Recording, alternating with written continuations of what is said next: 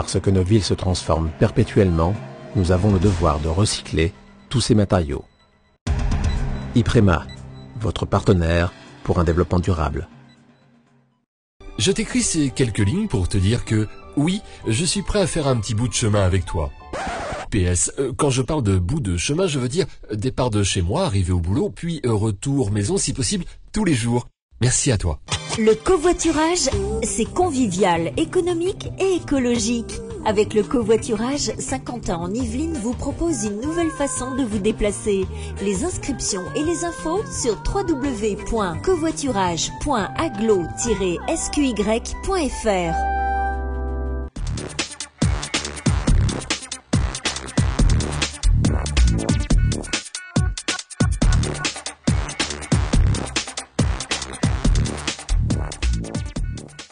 Bonjour à toutes et à tous, bienvenue dans ce nouveau numéro d'Équilibre, le magazine de l'environnement et du développement durable. Ce numéro est consacré à la pollution intérieure, car nous passons en moyenne plus de 80% de notre temps entre quatre murs, que ce soit à la maison ou au travail.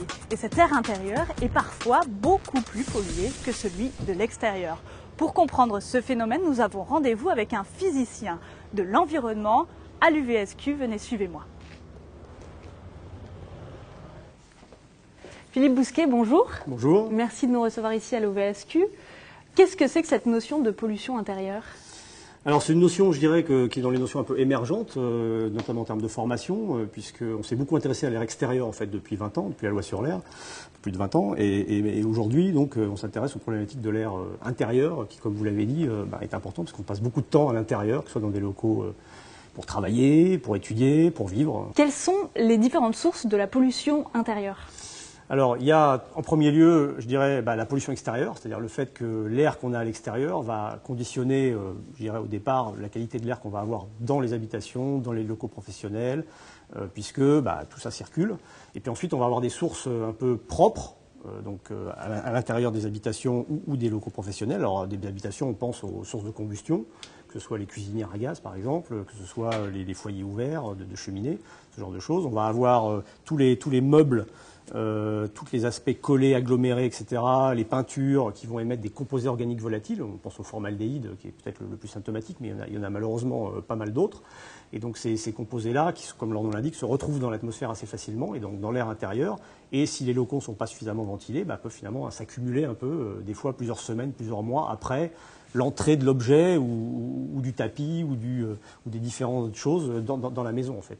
Et puis ensuite on va avoir les aspects, je dirais, bactéries, virus, qui dans les locaux notamment reçoivent beaucoup de public, peuvent effectivement se retrouver dans l'air, transportés des fois par les poussières qui vont s'y trouver aussi, et donc déclencher des problèmes peut-être de santé pour les gens qui sont autour, en tout cas faciliter la propagation de ces bactéries et de ces virus.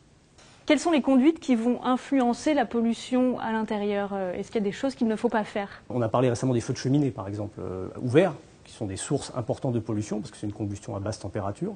Donc ça, c'est vrai que c'est très joli, c'est très bucolique, mais effectivement, c'est des choses qui peuvent entraîner des conduites à risque. Après, remettre en circulation une quantité de poussière importante, par exemple, quand on fait des travaux, des choses comme ça, sans prendre des précautions, ou ça peut véhiculer aussi. La poussière elle-même peut être gênante, puisque chaque poussière peut véhiculer une bactérie ou un virus qui peut potentiellement vraiment, à l'échelle même d'une bactérie ou d'un virus, pour les gens immunodéprimés, les handicaper. Il y a la maison, il y a les produits ménagers aussi, par alors, exemple. Oui, les produits ménagers, oui, vous faites bien de le dire. Effectivement, on avait fait des études, alors pas à la maison, on avait fait des études auprès des personnels en fait qui font le ménage dans les hôpitaux notamment, et on s'est aperçu qu'entre prendre un vaporisateur et puis faire comme on fait tous, enfin sur les vitres ou sur les surfaces, et là dans le cas pour nettoyer une chambre par exemple, entre le faire comme ça ou effectivement le mettre sur un chiffon et l'appliquer, la qualité de l'air dans l'espace était complètement différente. C'est-à-dire quand on le vaporise, on va retrouver le produit partout dans la pièce, alors que si effectivement on adopte une conduite plus raisonnée en mettant sur un chiffon et en frottant, alors ce qui change l'habitude des gens, mais voilà, si on communique avec eux, ils le font. À ce moment-là, on améliore la qualité de l'air. À Saint-Quentin-en-Yvelines, pour être un peu plus local, qu'est-ce qu'on peut dire de la pollution intérieure par rapport notamment aux maisons qui sont construites assez récemment? Tous les habitats sont assez récents. Est-ce que du coup c'est plutôt positif par rapport au fait que les maisons sont mieux isolées, par exemple? C'est positif pour l'énergie, et si on ne fait pas la ventilation correctement, c'est négatif. Puisqu'on peut avoir de l'humidité qui se développe, etc. Et donc, oui, si on fait bien la ventilation et qu'on isole bien, l'ensemble est positif. Voilà. C'est-à-dire qu'il faut aérer soi-même, c'est ça? Non, la ventilation mécanique fait le travail normalement, mais il faut juste s'assurer que le système perdure, que les filtres sont bien nettoyés, etc. Il y a un entretien à faire, qui n'était pas le cas dans les maisons un peu anciennes, où finalement, effectivement, on ouvrait les fenêtres 10 minutes et ça suffisait pour aérer la pièce et renouveler l'air et finalement avoir une qualité de l'air qui est bonne. Mais évidemment, au niveau énergétique, c'est quand même mieux d'avoir des maisons bien isolées. Et si on entretient bien son système de ventilation mécanique, voilà, l'ensemble est mieux. Merci beaucoup pour toutes ces informations. Les pouvoirs publics sont en train de s'emparer du problème. La réglementation évolue lentement, mais déjà, des étiquettes de couleur existent sur les produits de décoration ou de construction. Elles seront même obligatoires à partir de septembre prochain. Le ministère du Développement durable lance également un dispositif de surveillance de la qualité de l'air dans les écoles et les crèches à partir de cet été. Pour en parler, nous restons à l'Observatoire de Versailles-Saint-Quentin en Yvelines, puisque nous avons rendez-vous avec un enseignant-chercheur en santé environnementale, Yorgos Rembikos. Yorgos Rembikos, bonjour. Bonjour. On parle depuis quelques années du syndrome du bâtiment malsain. Qu'est-ce que ça veut dire? Vers la fin des années 70, début des années 80, il y a eu plusieurs observations de symptômes de personnes présentant des symptômes non spécifiques et qui ont été associés à l'occupation de nouveaux bâtiments. Donc des symptômes qui peuvent être de l'irritation, des maux de tête, des symptômes respiratoires, vraiment pas quelque chose de très caractéristique, mais comme ça représentait plusieurs personnes qui occupaient un nouveau bâtiment et que l'on n'a pas nécessairement identifié une cause, on a incriminé le bâtiment dans sa totalité, que l'on a appelé malsain. C'est un terme introduit par l'OMS vers 86, je pense.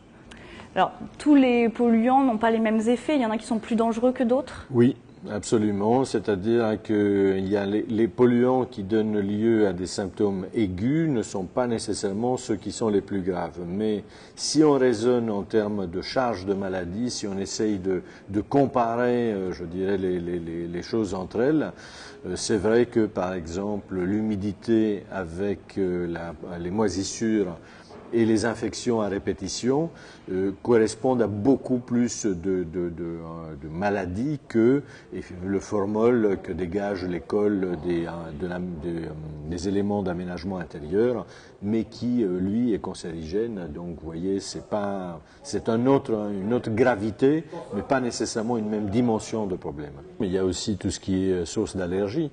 Alors les sources d'allergie, ça peut être par exemple les moquettes, ça peut être le couvre-lit qui n'a pas été changé depuis 20 ans, ça peut être des oreillers qui ont accumulé des acariens. Donc il y a des cas de raison pour effectivement avoir des problèmes dans son milieu intérieur, dans son logement ou dans son bureau. Alors justement, les pouvoirs publics s'emparent un petit peu du problème et réglementent, par exemple, dans les crèches. Oui. Qu'est-ce que vous pensez, vous, de cette intervention publique? Est-ce qu'elle est suffisante, rapide? Le problème, c'est que tous les acteurs d'une chaîne soient à peu près au même niveau. Est-ce que toutes les mairies qui sont responsables des travaux faits dans les écoles des intercommunalités qui peuvent construire des crèches, est-ce que celles-là ont toutes les informations? Et là, la réponse est non.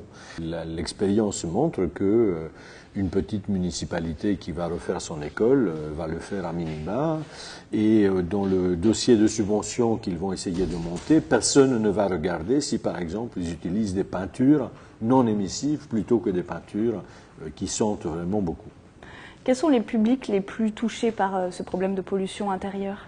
Le public le plus sensible, c'est toujours les enfants, les personnes qui ont déjà des symptômes respiratoires, donc ça peut être des personnes plutôt âgées, donc tout ce qui est fragile, et donc après ça peut être aggravé dans les cas de défaveur sociale parce qu'ils cumulent d'autres handicaps qui exacerbent un peu les problèmes. Merci beaucoup pour toutes ces informations. Merci à vous. À Saint-Quentin en Yvelines, l'Institut de promotion sur la santé à Trappes propose des ateliers de sensibilisation directement adressés aux bailleurs. Regardez. Oui, tu bouges des goûts, ça. Dans la cuisine, ça va pas trop le goût. Que faire pour éviter de polluer l'air de son habitat? Autour de cette petite maison en carton, une dizaine de gardiens de logements sociaux. À eux de trouver les magnettes qui symbolisent les produits et les gestes à éviter. Des problèmes que ces professionnels de l'habitat côtoient au quotidien. Alors on a un peu de tout. Alors moisissure, donc due à l'isolation, mauvaise isolation des façades, des fenêtres, des contours des fenêtres. On a quoi d'autre? On a des infiltrations, donc fuite, dégorgements. Il y a aussi un problème de, comme mon collègue a dit, et bien sûr la VMC. On a un problème de VMC, bien sûr. C'est vrai, il faut dire aussi que c'est des bâtiments qui sont un peu anciens. Sur la proposition de la communauté d'agglomération, c'est le bailleur qui a invité ses salariés à participer à cet atelier de sensibilisation. L'entreprise gère 40 000 logements sociaux en Île-de-France, dont environ 2 000 à Saint-Quentin-en-Yvelines. Cette thématique de la qualité de l'air touche tout le monde, même des personnes qui ont un pavillon. Nous avons aussi des pavillons, des personnes locataires en pavillon. Faut simplement savoir comment ça se gère. Mais peut-être du fait de la densité de personnes et effectivement aussi une sorte de culture. Des cultures, nous avons un collectif de personnes avec des cultures différentes pour qui peut-être effectivement avoir un espace ouvert sur l'extérieur n'est pas bon, n'est pas sain. Donc voilà, il y a tout ça effectivement à prendre en compte. Entre la transpiration plus les débris de peau qu'on a quand on dort. Ils disent que les oreillers, c'est vraiment, c'est plus que des nids. Les acariens, en fait, ce qu'ils aiment, c'est effectivement, c'est manger tous les squames de peau, et puis ils aiment les milieux chauds et humides. Voilà, donc en fait, c'est mieux. Voilà, l'oreiller, le matelas, pour eux, c'est un régal. Parmi les conseils et astuces, mettre son oreiller au congélateur pour lutter contre les acariens, éviter les plantes allergisantes comme les ficus ou encore les interactions entre les produits chimiques. Autant de messages à faire passer pour ces médiateurs. Pour moi, ils sont d'excellents relais auprès des habitants sur ces questions de santé dans l'habitat et plus particulièrement de qualité de l'air intérieur. Et puis ils sont au cœur des problématiques, ils discutent régulièrement avec les habitants de ces questions-là. Au-delà des 5000 intoxications au monoxyde de carbone, c'est la cigarette qui est le premier facteur de pollution dans l'habitat. Elle produit plus de 4000 composés chimiques nocifs. Alors pensez à bien aérer au moins 15 minutes chaque jour.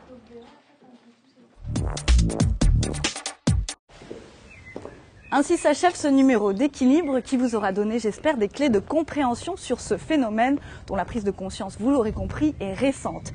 Avant de nous quitter, quelques dates à noter dans vos agendas. Le 29 juin, atelier communication animale pour découvrir la bioacoustique et se mettre dans la peau d'un chercheur. Samedi 26 juin, concert poético-écolo-rock. Tout un programme, l'histoire d'une graine qui veut devenir un arbre majestueux par la compagnie Thierry et compagnie. Ce même jour, découvrez l'étang de la base de loisirs de Saint-Quentin-en-Yvelines.